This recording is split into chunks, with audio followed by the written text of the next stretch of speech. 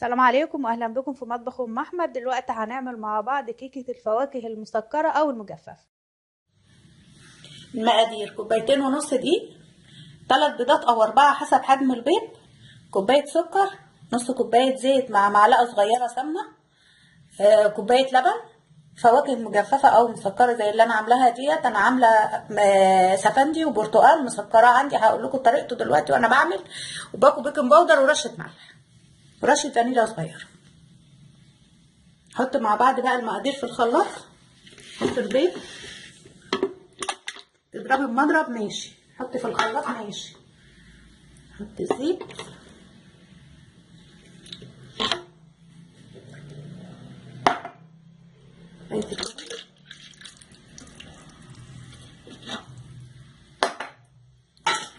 معلقه الزبده او السمنه،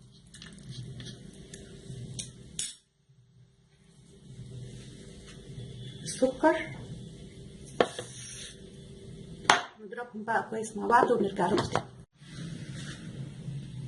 كده بعد ما ضربنا المواد السائله كلها مع بعض كده، هنجيب الدقيق، حطينا رشه الملح وهنحط باكل باودر.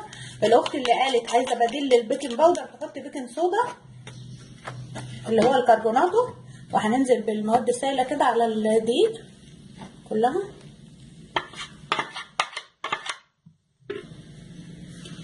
دي الفواكه المجففه، لو عايزه تشتريها من السوق دي اشتري نص كيلو.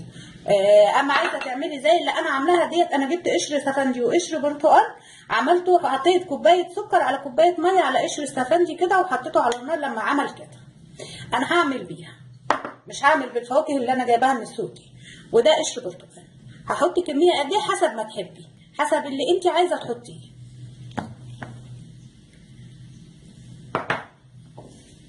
عايزاها كتير عايزاها شويه، اللي انت حابه تحطيه حطيه كده. هحط الكميه دي كفايه قوي كده، وهقلب كده.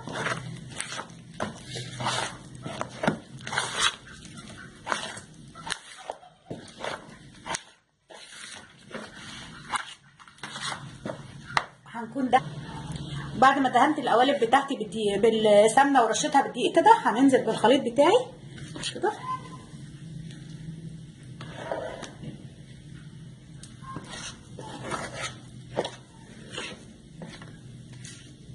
لو زاد منك حاجه حطيها في قالب الكب كيك كده.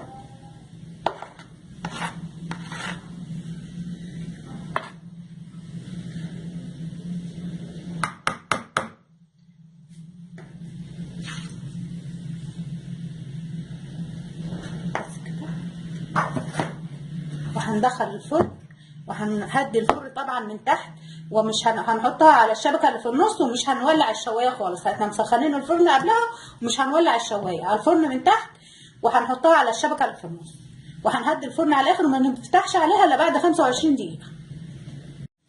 وده شكل الكيك بعد ما طلع من الفرن بالطريقه ديت. انا طبعا زادوا شويه، عملتهم كب كيك كده. عايزه تعملها كلها كب كيك كده عادي اعمليها، وشكلها تحفه وطعمها تحفه، وبالهنا والشفا، ويا رب تجربوها وتعجبكم. ولايك وشير وسلام عليكم.